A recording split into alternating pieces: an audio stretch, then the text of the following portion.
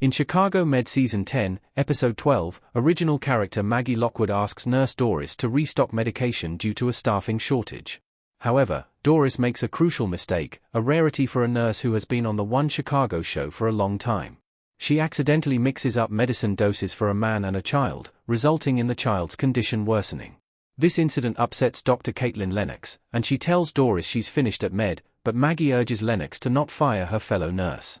Nurse Doris is in a rough position because she's an essential character in Chicago Med who wants to retain her job, causing a rift between Maggie and Lennox.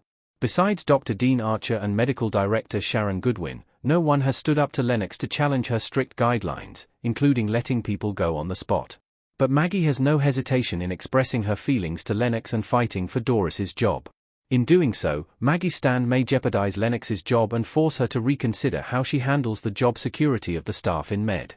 Chicago Med Season 10, Episode 12 sees Maggie going up against Lennox.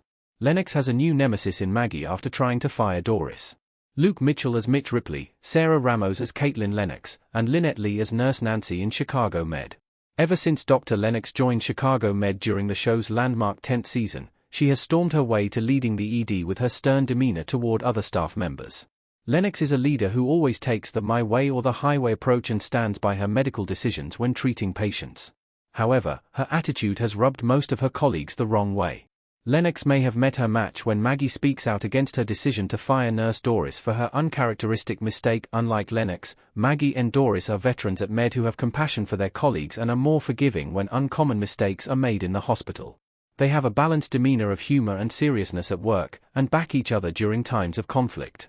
But now with Lennox running the ED, every doctor and nurse has to watch their backs and be more aware of their actions. Maggie finally taking a stand reminds Lennox that she needs to be more transparent with her staff because they can't afford to lose experienced medical practitioners when dealing with several patients every day. Lennox's conflict with Maggie could cost her being Gaffney's ED head. Lennox's demeanor towards everyone will jeopardize her job. Dr. Lennox previously found her job security in jeopardy when she constantly argued with Dr. Archer about running the ED.